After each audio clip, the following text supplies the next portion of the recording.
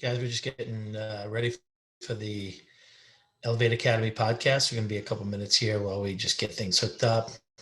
Jenny's going to jump on, and then once live on Facebook.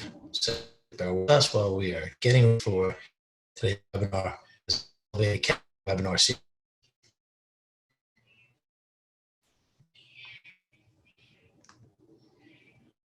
Jenny, can you hear me?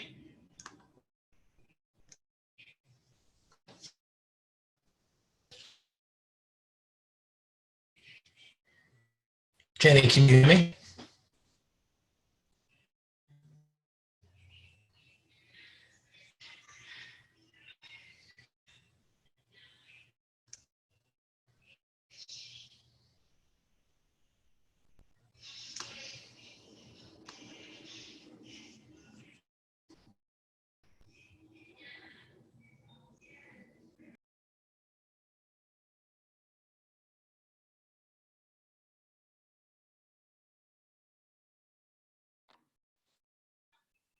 Hi, Finn.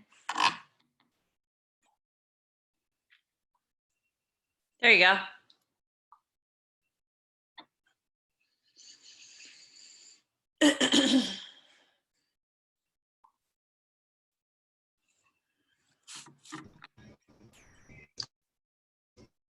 I can see you. Can you hear me?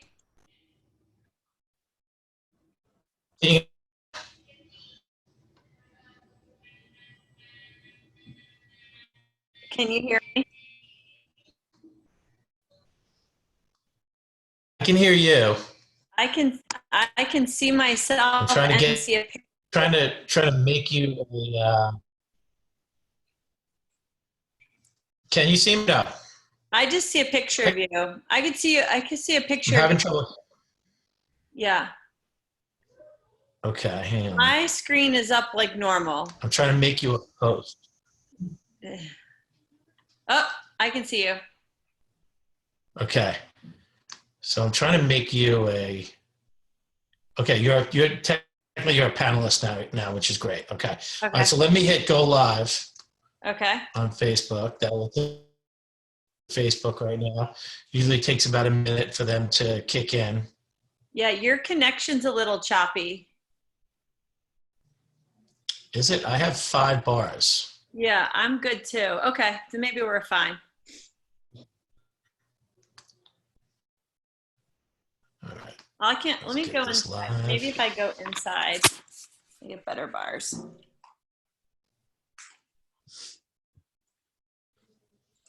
I should change my background to our championship picture.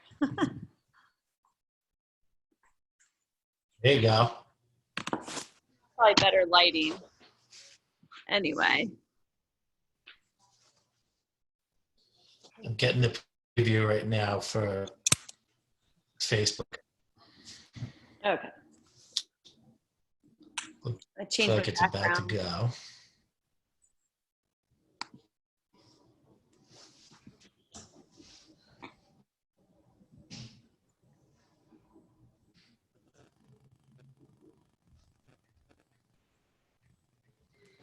Okay, it's kicking in.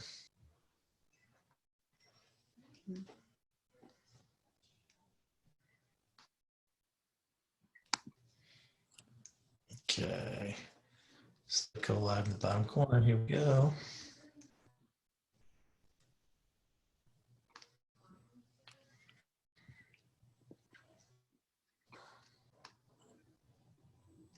I want to change my background, but I don't know how to do that. I know how to do it, but I don't know how to. I think we just, all right, Jenny, it looks like we are officially live right now. Okay. Looking to. Hi, Finn.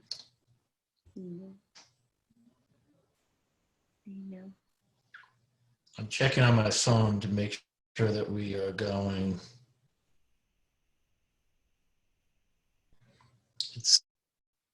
It's still going through the initial setup here.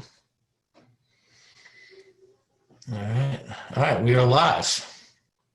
I see you on there, Jenny. So I can shut my phone off now.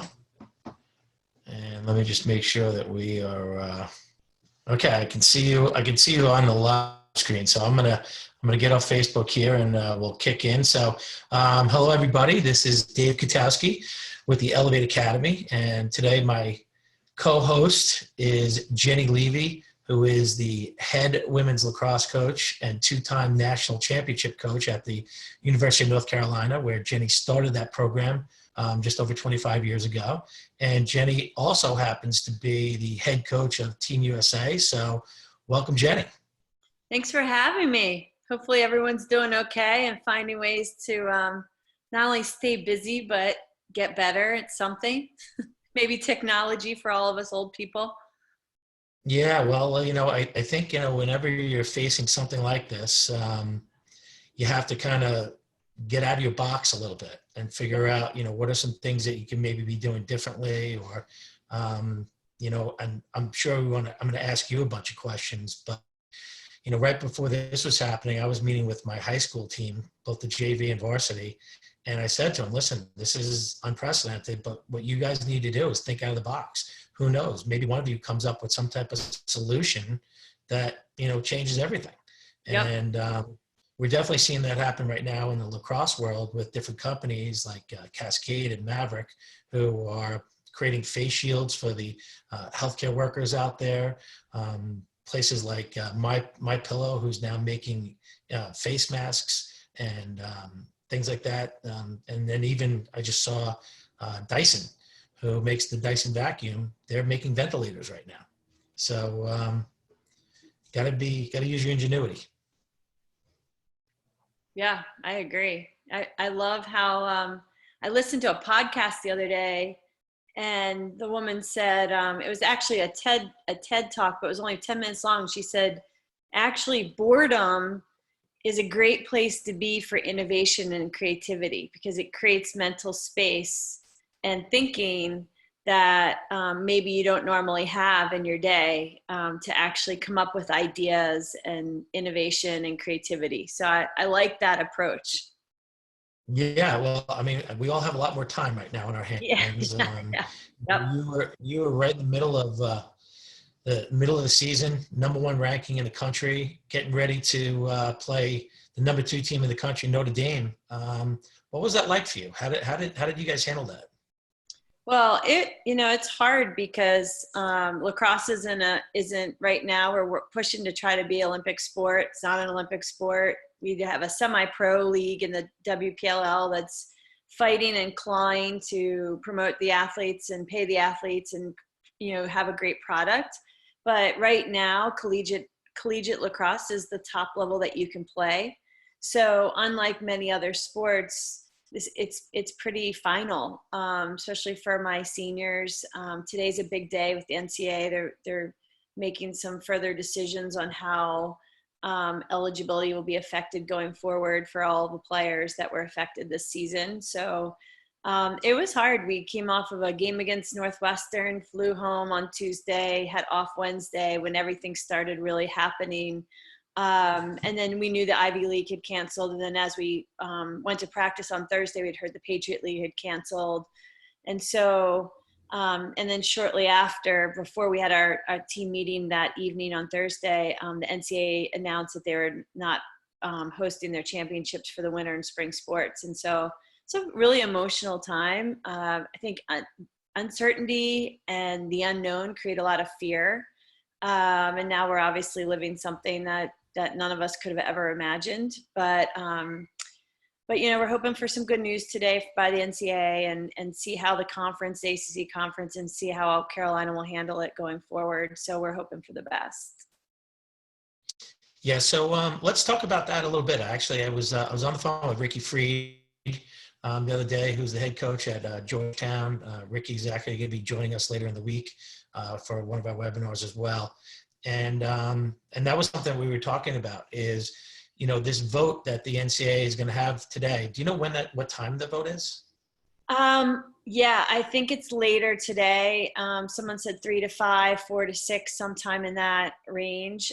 We're hoping that we'll get some information prior to that. I don't think we will. Last time when the NCAA announced the cancellation of the of the championships, we've all found out through social media, which was tough. But I don't anticipate maybe anything different with that. And I do think that different conferences are going to take whatever they decide and do different things with it. So that will be interesting as well. So what we're really talking about is, see, now you have this group of kids, obviously all the players from all the various sports in the spring who just had their seasons cut short. So the NCAA came in and said, we're going to grant all these kids an extra year of eligibility. That's across the board for. Oh, you're frozen. Can you hear me now? I can hear. Yeah, you're breaking up a little bit. Yeah. Okay. Sorry about that. So I think what's happening is every team is just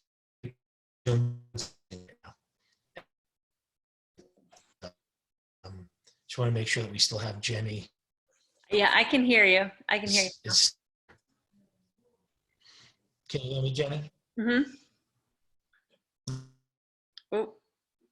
So one of the things we were talking about is in regards to what's happening is you essentially might be adding what really looks like a fifth class where you have your incoming freshmen, you have your returning sophomores, juniors, your seniors, and now you have this class that in essence could be almost like a fifth year class.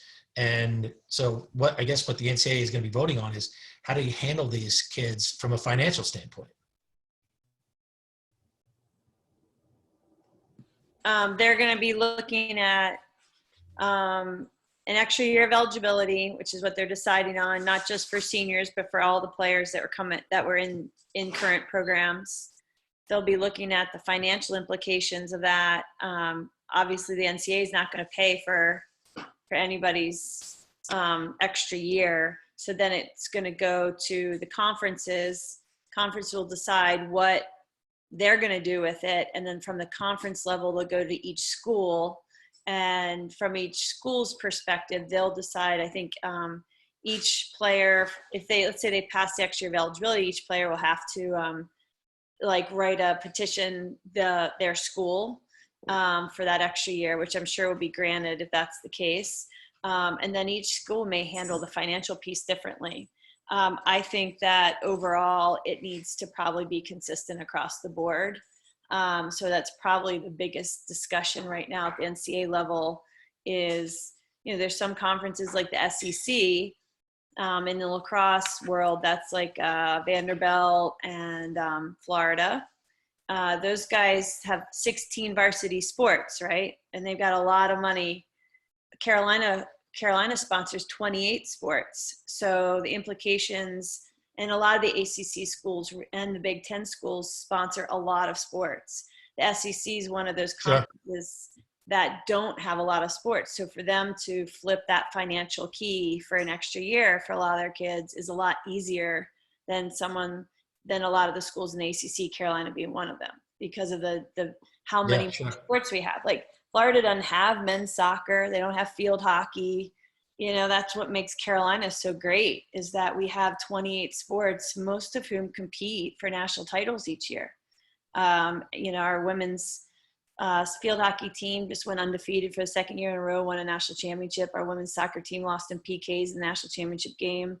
Obviously, we're super competitive. So it's not apples to apples across all the different conferences. And that's in the Power 5 conferences. And then even at the next level with like the CAA and the Ivies don't have a policy where the athletes can't even take a fifth year. So those guys, the Ivy League coaches want their kids to be able to stay for a fifth year, maybe start a master's degree. But that's against a lot of the Ivy policies. So there's just a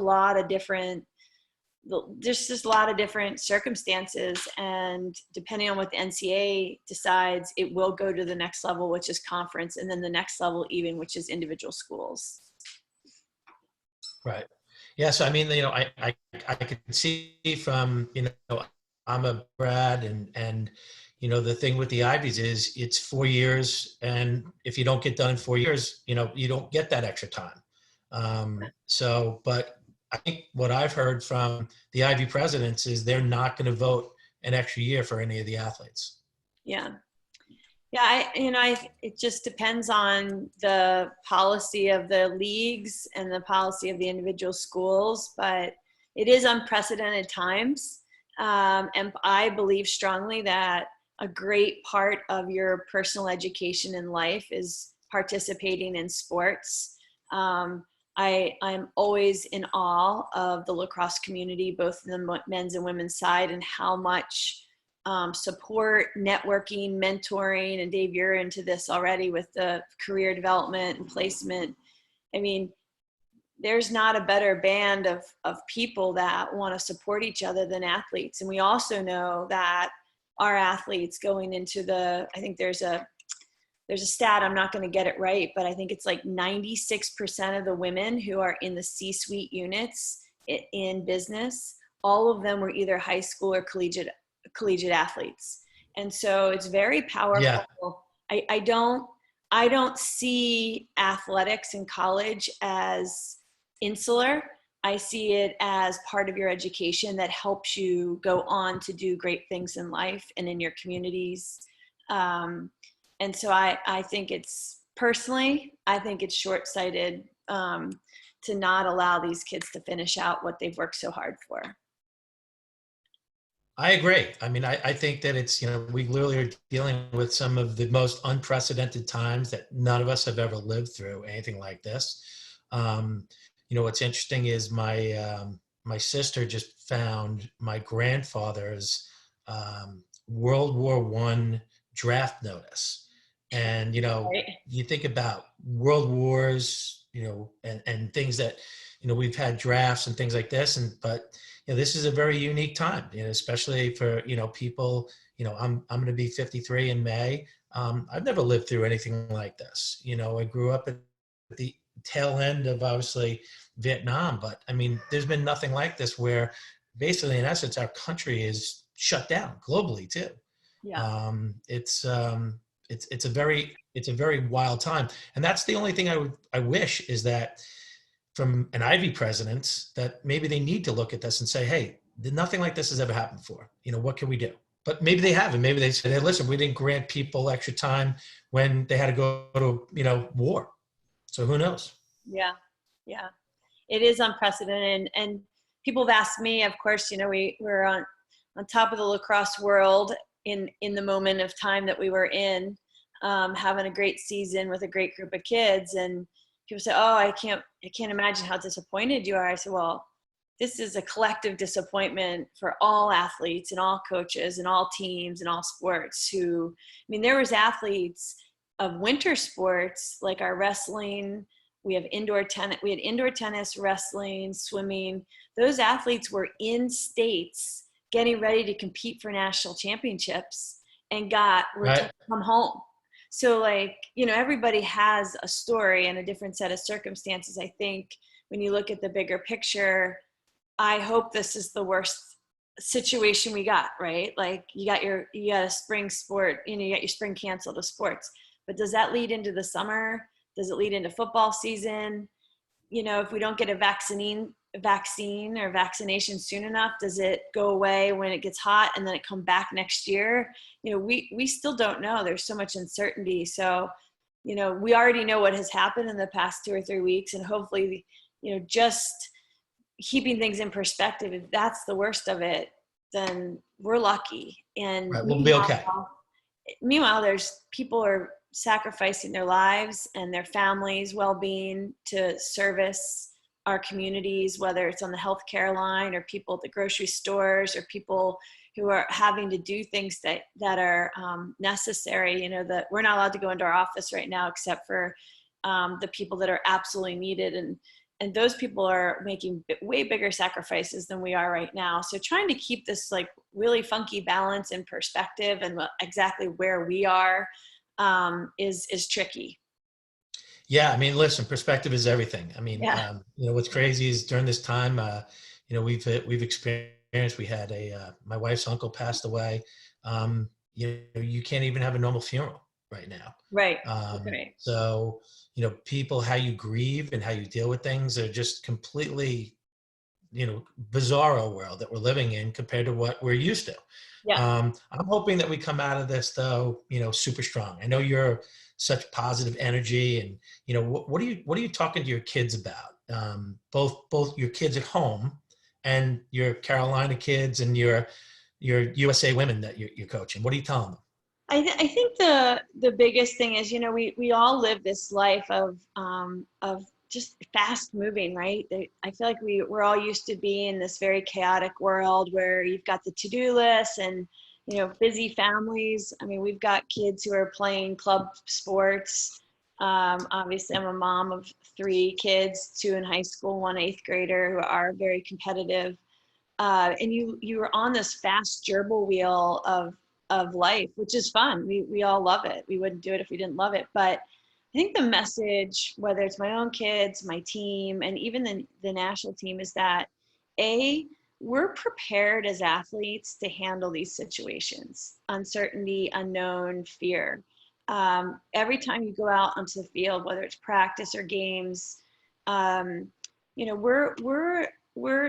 used to having that feeling of the unknown, and so we're prepared mentally. It doesn't make it easy. It doesn't mean there's not a lot of anxiety associated with. That's why sports psychologists have jobs, right? There's performance anxiety, Right. that people have to work through at the professional level, at the college level, everything. But we are prepared to do that. Secondly, it is also a time of innovation and creativity. And if you're not someone who's in the storm on the front line servicing the sick and the hospitals, I mean, like you mentioned in the beginning, all the different companies that are being innovative with the products that they used to produce, now they're moving on to producing masks and to produce pumps and things like that that are necessary right now. So it is a time of creativity and innovation and betterment. And so I encourage everybody, all the different platforms I'm working with,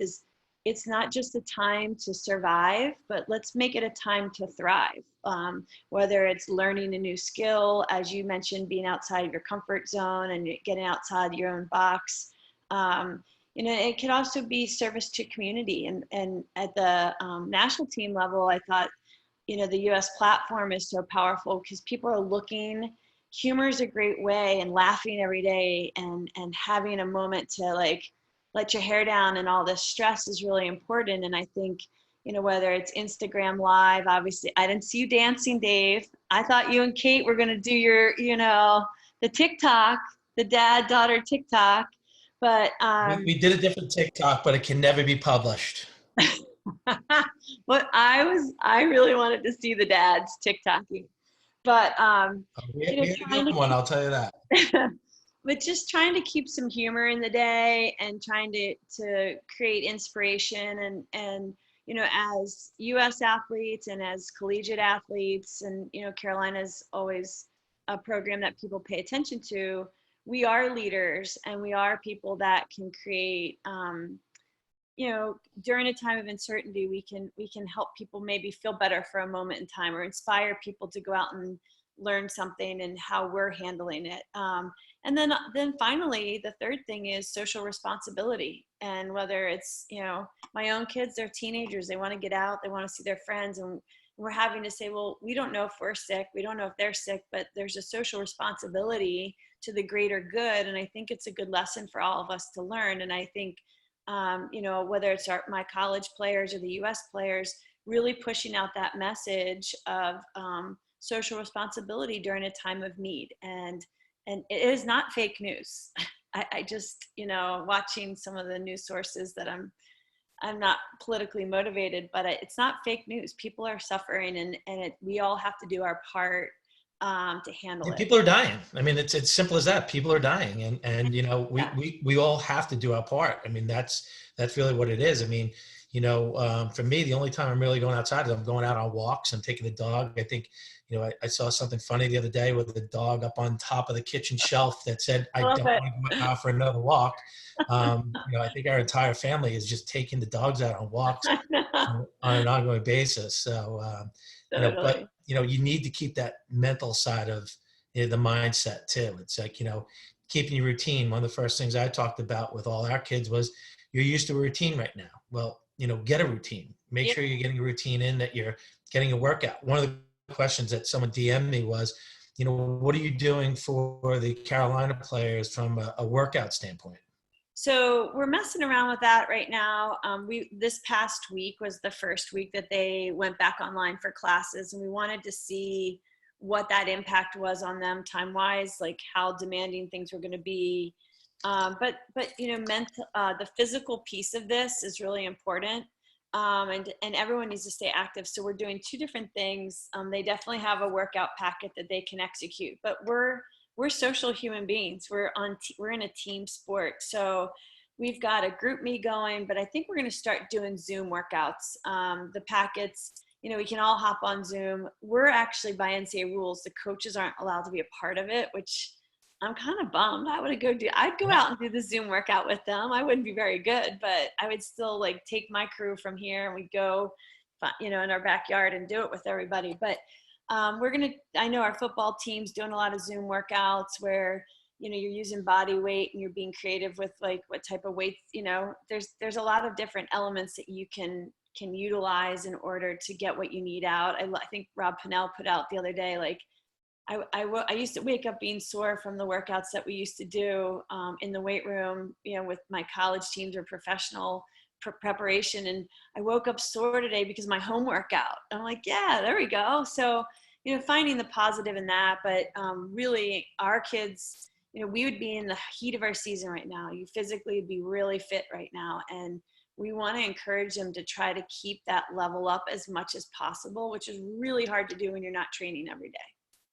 Yeah, it's hard too. I mean, even just mentally for me, when the other day it hit me. Carla Jagone, I don't know if you know Carla. She used to coach at the assistant coach at Harvard, but we planned a great trip that we were actually going to come see you guys play when you were up in New England, and so I had a high school game against Carla with my high school team on Thursday night on the 26th, and right in the middle of that, she sent me a picture. She's like, "It would be halftime right now of our game." And I was like, oh, I know. it's so true. And, all those things, and then it pop up, your game is, scheduled for 4:30 today. And I'm like, oh God, I know. It's hard, and it's also hard for the kids who are in high school right now, who are seniors. Yeah, totally. I was a senior too. Yeah. Because they haven't had the feeling of finishing, Right. And so it's hard for them. The one thing I'm very happy about is I know here on Long Island is, the Suffolk sports, which is Section 11, and the Catholic League. They've been very good about saying, we're not canceling anything right now. Yep. We're going to try to get some type of season out of this if we can. Even if it's a 4-game season and we have some type of round robin playoff or whatever, we want to be able to get something in so the kids have some type of closure. And I think that's a great way. And I've been using the term, I wish people would stop hitting the cancel button so much and start using the pause button more. It's okay to pause things. Yeah. Well, we, last week, my own kids, I have a senior too. So I empathize with all the seniors out there who, they're the spring of your senior year, as we all can remember, some long time ago, some short time ago, but it was a fun time. You'd worked hard, where you're headed, and you're excited to be leader on your team if you're playing lacrosse. And people love the senior prom and all the little things that happen around that senior year. So I have great empathy for all the seniors out there. But so we found out last week that our schools are closed down here until May 15th. And I was like, they skipped April. Could they at least said we'll reevaluate mid-April? They didn't even do that. They went right to May. And I'm like, oh, that's a really long time to be at home. And we're on lockdown and quarantined as well. So it's we're getting along pretty well here in the Levy household. So we've got a pickleball court set up on our side. We've got all sorts of cages. We've got TRX bands. We got weights. We got the whole shebang going here. Well, our big thing is we've been going to the dog park. So we've been taking the dogs down to the dog park, and the dogs don't have to practice social distancing, but all I the people do. know. So the dogs are having fun. It was great. We had a lax catch, a little frisbee action. Yeah, So just getting that outside time is kind of important to keep you mentally yeah, yeah, on your game where you should be. yeah. Um, so one of the questions that someone sent in is, and I know this happens a lot on the guy's side. And matter of fact, I'm going to be talking about it tomorrow with Tommy Marachek, who's a Syracuse legend, All-American. He now runs IMG Academy. Is Tommy's getting fielded a lot of questions right now about, should I be taking a PG year for these kids who are kind of stuck in? Maybe you're a 2021 or a 2022, and you're looking for your high school season to be a kickoff, and now you're losing your high school season. Should you consider a PG year? Has there been any talk about that amongst the college coaches? The men have traditionally used the PG year a lot more than the women have, for a lot of reasons, but I haven't heard it as much. Ironically, my son had already planned on taking a PG year next year, so he's not going right into college. He's headed to Carolina to play lacrosse, but he's going to go PG year and then come out. And I just think it's a personal preference. We don't know what the NCAA is going to decide, A, and B, like I told my AD a week ago, it doesn't mean 100% of these kids are going to take the extra year. Right. So I think, and we don't know if they're going to grant just the seniors or if they're going to grant all the classes the extra year. There's still a lot of unknowns. And I think, like, I know that there's the issue of a lot of players. Then, you thought, oh, I'm moving into, like, the men are very calculated, like, oh, I'm coming here. And I know that player's graduating, so I'll have more chance to play. And now if he doesn't graduate, now I'm stuck behind them for a year or two. And I understand the complications with that, but not everyone's going to have the resources to PG a year. And so you've got to have confidence and, use this time now to create margins for yourself and create edge for yourself, that if you're not in a situation financially to PG a year, that you walk into the program that you're planning to go into and compete and learn. And that's your mind. That should have been your mindset anyway. Right. And I think, coaches, we don't want huge rosters. We carry a team of about 34, 35 players. We've won a championship with 33 and we've won a championship with 34. So that's usually our average amount. And so we're not interested in a roster of 40 plus people, but it will. Yeah, I think one thing that I've noticed just as a coach, I think that Carolina has done very well is you play a lot of kids in games. Yeah, I mean, I think you as a coach, you're forced to be a little bit more creative. I mean, we have some pretty ugly games in February and March because we're playing a lot of people and we're giving a lot of people a shot to get out there on the field. And it just, I don't know, if you come into college program wanting to get better, with an open mind to learn, with your expectation to be in a great environment that's competitive, that has standards and a culture that you enjoy, you should matriculate and get better. Now, not everyone's gonna get on the field, but that's the reality of the choice you made anyway. There's no guarantee the other way either. So nothing's gonna be given to anybody at our level. But I don't say that in a negative way. I say it in a very competitive way and say, hey, it's hard work. But I don't think you have to take a PG year. I think the men do that more than the women, but I think it is a social economic thing as well. And I don't, in our sport, diversity is still a struggle. And I'm concerned that this creates even more, like it creates a bigger gap between the have and have nots. And Who can afford that fifth year of college? Yeah. And that to me makes me a little sad. So I really want to see lacrosse more open to more people with more opportunities to come in and have the experience that our girls get to have. Yeah, I mean, I think diversity is a major issue. I was speaking to one of your colleagues, IWCLA recently, and one of the things that I was talking about was my dogs are all barking in the background. So Okay. we're home. We're Yeah. home. I'm not anywhere. Those are my dogs. But one of the things we were talking about was, you know, there are kids who, if you're coming from a wealthy family and, as it comes to college recruiting, you can do as many, unpaid visits as you want, unofficial visits where you're going to see all these different schools.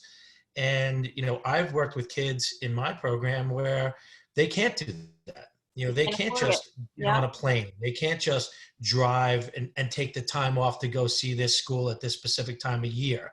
And that's a big issue. I think it's definitely a big issue in lacrosse because I think, kids who really can't afford that from a recruiting standpoint, it's a big deal. Yeah. Yeah, I agree. So that would be a concern, maybe something that happens as a result of this time period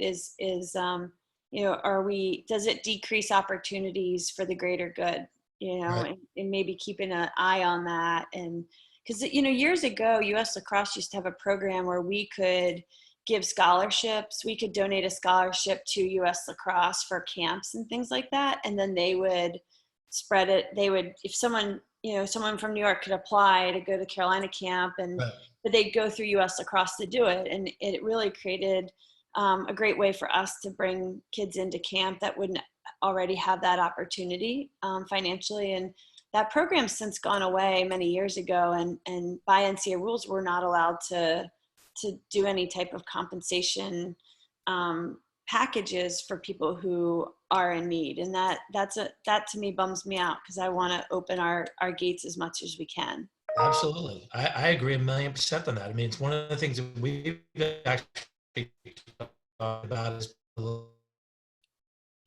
can legally, can we do a way of paying it forward by having people donate money so that kids can go to camps and things like that Mm-hmm. that they could afford? In essence, what they would have to do is the kids would have to apply through us as almost like a financial aid program to say, hey, I want to go to this camp. I don't have the money to. Or even more so, it's the same thing with recruiting, where a kid says, I want to go see Stanford or San Diego State, and I'm on the East Coast, or they're on the West Coast, and they want to go to Carolina. They can't afford to fly to Carolina to go visit the school.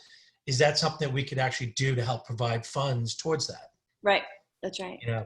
It's all things that we're looking at. But, one thing that also has come up is I've heard this a bunch, and, I hate whining, and some of it has come across a little bit whiny is, hey, my kid's coming in as a freshman. This isn't fair to them. My standard thing, and I want to hear what you have to say, but my standard thing I've been saying to all of them is, at the end of the day, every single coach wants to win, and they're going to put, in girls lacrosse, obviously, the 12 best players on the field, regardless of age.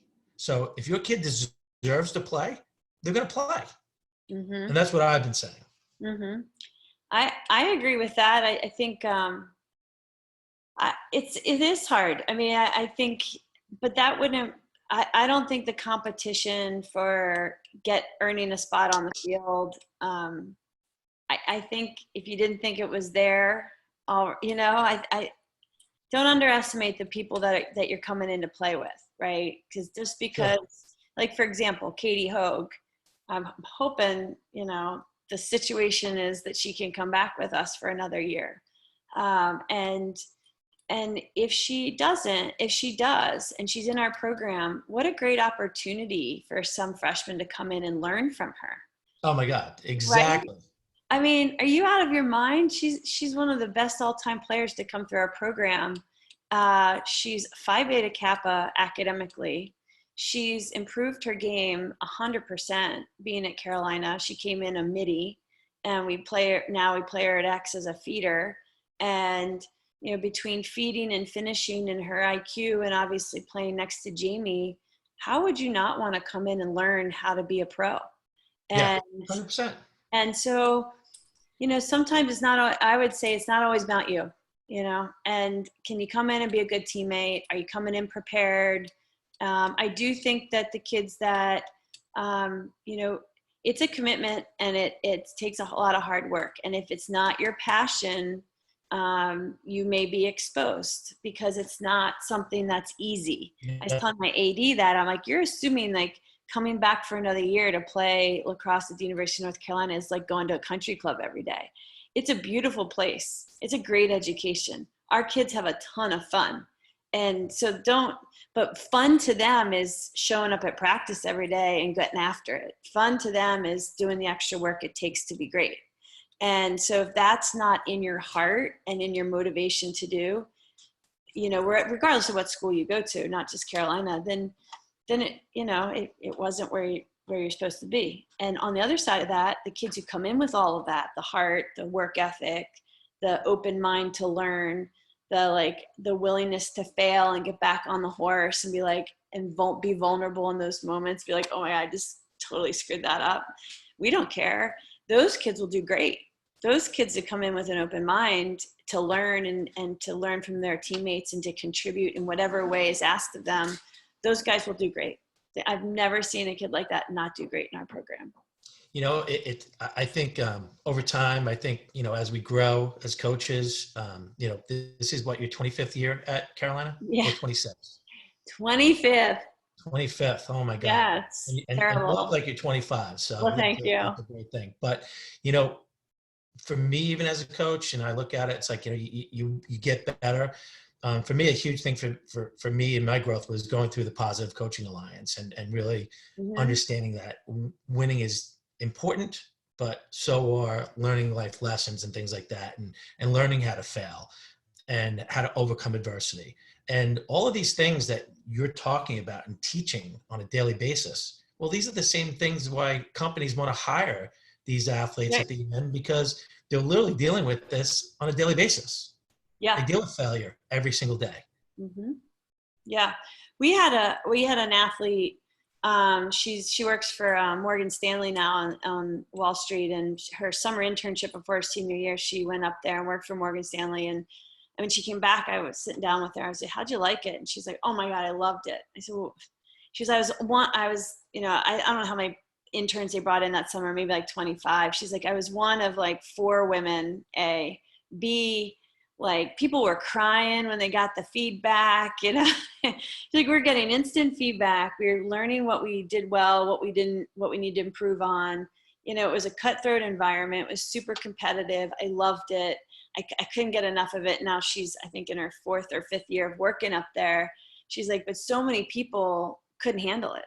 And Right. I know I could handle it because I show up at practice every day and have to handle it. And we're not negative. It's just, our standards are high and we have a great culture, and our expectations are high. And so those two things create an environment that's very high achieving. And for people that want that demand, they will succeed, and they're going to learn, and they'll improve. And I think when you go through life with the intention to just learn and get better and be on a constant ascension in life, then I think great things will happen for you. And it may not come in the way you think it should come in, but eventually you'll be like, oh, I understand why that happened, or this didn't happen, or I get it now. And so, what is it really? I have a friend who has 3 daughters. They all play lacrosse, and this is 3 summers ago. We're sitting looking at the lake, and he said, "Jenny, what would you recommend me doing?" I said, "Look, this is the deal. Like I'm a huge competitor. I love the sport. I love what I do. But at the end of the day, it's sport, and lacrosse is all about learning about yourself and getting better. And it's an education. We're all going to be professional unless you get into coaching in something other than lacrosse. So it is really more about a life experience that helps round you out and understand who you are, where your strengths and your weaknesses are. And in the process of that, you might win a national championship. You might become an All-American. But I think if you go in with those goals are so singularly focused, I think you miss out on so many other lessons that you can learn by being part of a team that has a great culture and great standards and high expectations. Yeah. I think all of that is just crucially important. When I was at Merrill Lynch and I was in charge of hiring, I basically only hired ex-athletes. And there was one time where I basically was forced to hire someone who was an executive from another company. And out of all the people we hired, he was the only one that didn't work out, and he was not an athlete. Yeah. And so, the ability to overcome adversity and handle different things, I think is important. And also to be flexible. I started out as a goalie, and I switched to defense. I switched to defense my freshman year, and mainly for me it was because I couldn't take sitting on the bench, and I Yeah. was sitting behind an All-American, and I was like, wow, when am I going to be able to play? And I just want to play. I just want to play and have fun. That's I think one of the you talk about having fun. I always looked at it. I played 3 sports my freshman year: football, wrestling, and lacrosse. And football practice was brutal. Wrestling practice was brutal. I loved lacrosse Yeah. practice. Yeah. Loved it. It was like that was the most fun for me. I heard a podcast with Lars Tiffany. He was talking about playing with you. It was Lars and Jamie Monroe, all the brownies Yeah. boys talking about you and what practice was like and things like that. So I have a funny story about staying flexible. So it's just definitely one of our mottos: stay flexible, find a way, and if you know me, I like to have a good laugh and have fun. But so we're going into the 2013 Final Four, and so we win on the quarterfinal game, and it had absolutely we had a really wet spring that year. It had torrential downpoured. Our old field, our new field's like a Lamborghini, but our old field drained 1 inch an hour. But in this downpour prior to the game starting, it had downpoured like 10 inches. And so our goalie at the time, Meg Ward, playing against UVA in this quarterfinal game, literally was up to almost her mid-calf in mud. And so our practice fields at the time that have now been redone were underwater. The turf field that we used to practice on, the old football turf field, was getting redone. Our game field was a mud pie from the quarterfinal game. And so here we are trying to get ready for the 2013 Final Four. Kara Canizar was the captain. And we had Monday off, so it's Tuesday. We don't know where we're going to practice. There's literally the only thing on campus was the intramural fields at the time that have since been redone. That was a 90 by 90 block. So there was no 120 yards to be played anywhere on campus. And we were actually considering calling Duke to go over and practice at Duke. And my staff was like, we cannot practice at Duke. It's sacrilegious to practice at Duke. So I'm like, all right. So what we did is we go out and we lined one of the parts of 90 field from goal cage to goal cage. There was 90 between the goal cages. Normally it's 100. And we worked between the lines, clearing and riding that way. And then we shifted the field the other way and put in like a full 12 meter, like 30 yard, scoring area that we could practice there. And in the course of that practice, 105 degrees out. There's not a cloud in the sky. People are wilting. And we put in a brand new defense to play against Northwestern that Friday. And it's the defense that our defensively second team had been running all spring. The white team couldn't run it worth hell. They were terrible. So it's a mess. The whole practice is a mess. This is Tuesday before a Final Four Friday game. And I'm like, all right, well, we walk off the field and I tell the captains, I said, look, we're going to use that defense on Friday. And we just kept telling the team, stay flexible and keep your sense of humor. That's all we kept telling them. Like, don't overreact to anything that's not here, whatever. And so we all wilting off the field after practice.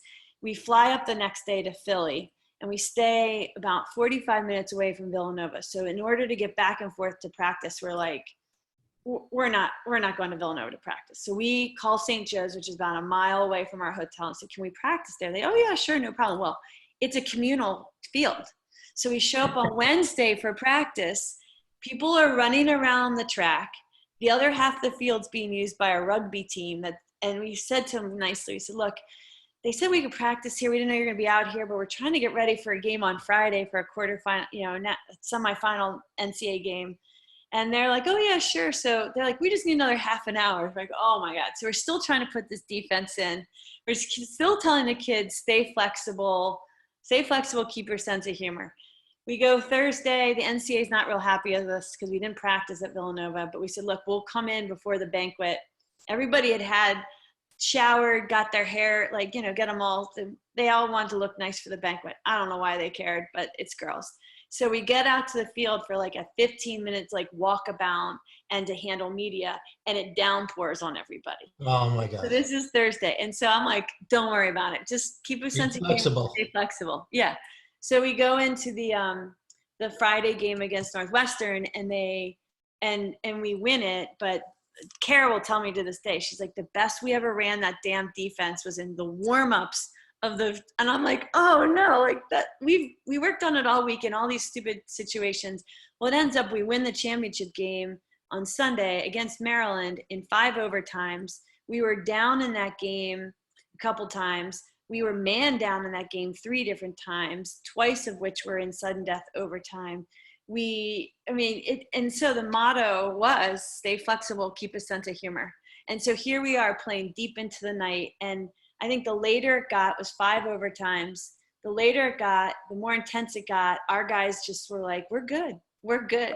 This is what we're doing. They stay You've been focused. dealing with this all week. Yeah, we've been dealing with all this craziness all week. We practice at St. Joe's with pennies.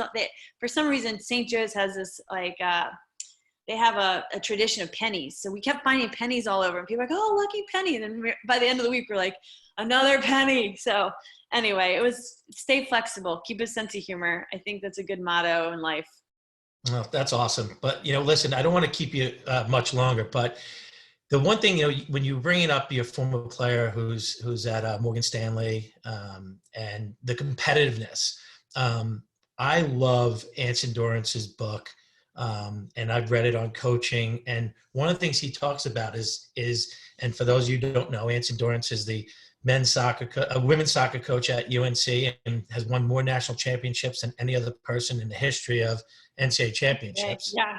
But one of the things he always talks about is that he wants to make everything competitive in drills, and he wants to measure everything. Do you have a chance to kind of, hang out with him and pick his brain on things to do and techniques? And are you using any of them? Yeah, so Anson's been my biggest mentor at Carolina. When I first got there 25 years ago, I was moved into his office, his old office, and at full circle now with our new facility. My office is right next to Anson's office, literally back to back. So, but he's been a big mentor. I've watched hundreds of hours of soccer practice with him, and not as much to absorb the drills, but how he communicates with his girls and his team. And I love their culture. For someone, he's the most successful Division I team coach in the world, or in the United States, 22 national titles. And he does it in a team sport, which is really hard to do with women, and in soccer, which is also really hard to do. And he has always had, you would think he'd be like this cutthroat screamer, negative, not at all. He's positive.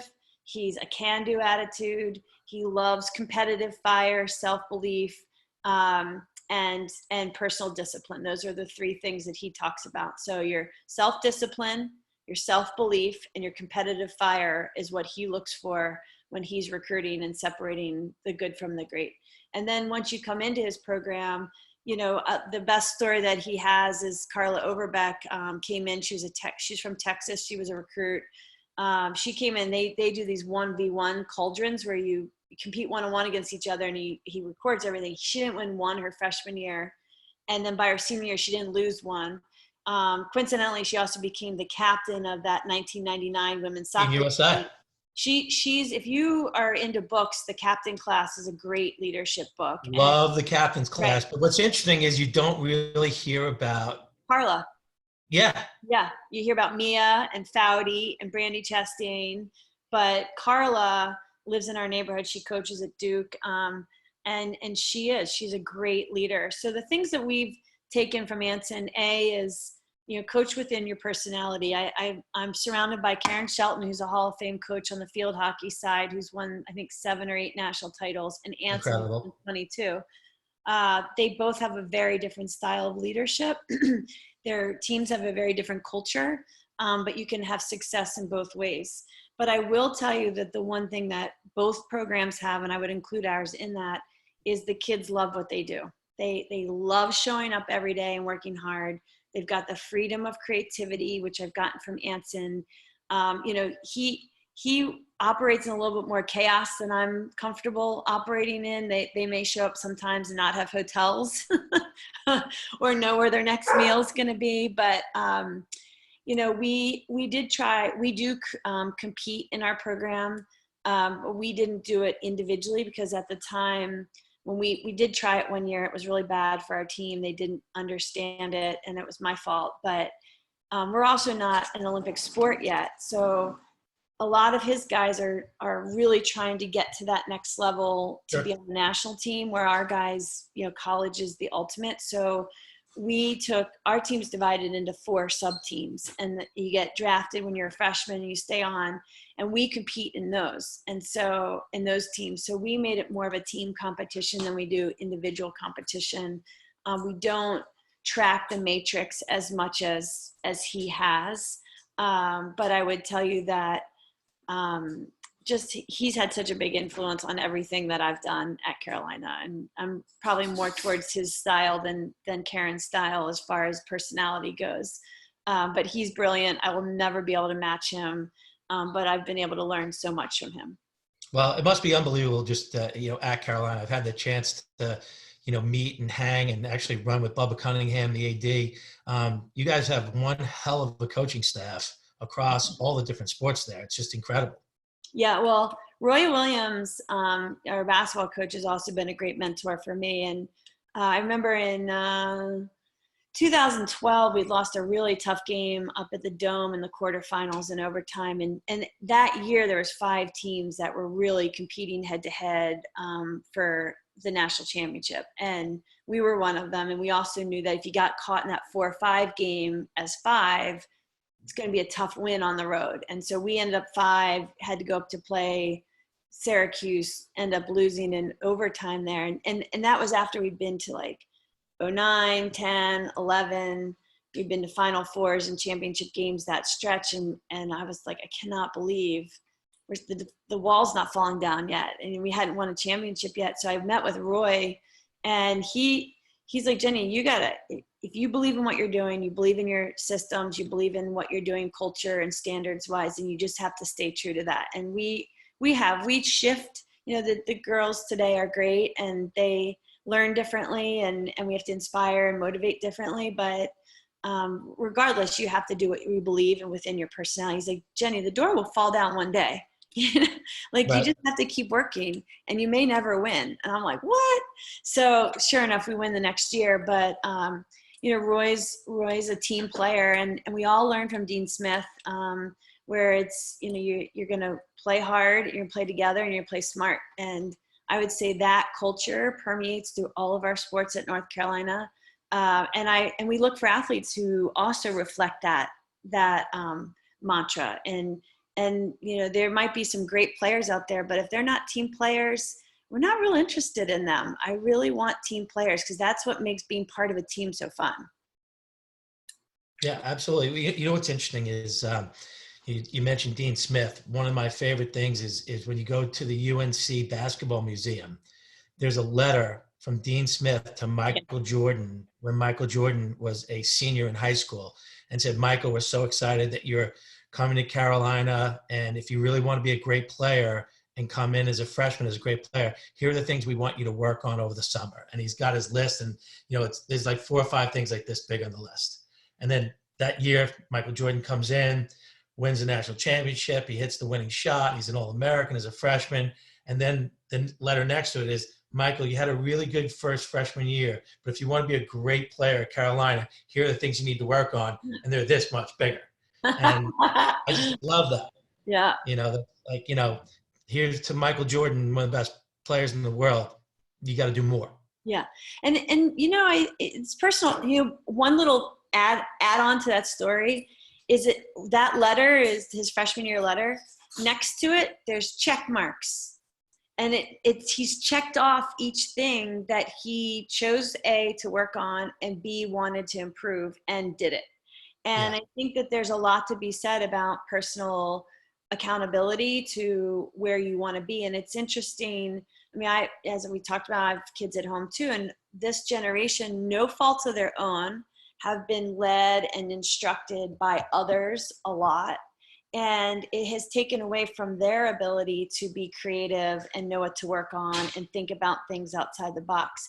So this time, in this moment in time, is interesting for this generation that's up and coming, the high school and the college kids, is maybe it is asking them to be more creative. Maybe it is giving them an opportunity to be more self-directed. Maybe it is, on them to take the responsibility to widen the gap, so to speak, on your skill set, your footwork, and things that aren't necessarily physically grinding, but things that make a big difference. I could tell you, Katie Hoag's game has grown so much from freshman year to senior year because of her strength, her footwork, her stick work. Her IQ's always been great, but she's worked really hard to enhance these things that maybe weren't part of her skill set when she walked in, and no one can do that for her. And I think that's I get asked all the time, what are you looking for in the recruiting process? I'm like, I see a lot of kids that can run fast. There's a lot of people that can run up and down the field, but what's your IQ in the sport? Are you watching the game? You've got all this time. There's so much film on YouTube, whether you're watching boys, men's lacrosse, indoor lacrosse, girls lacrosse, NCAA games.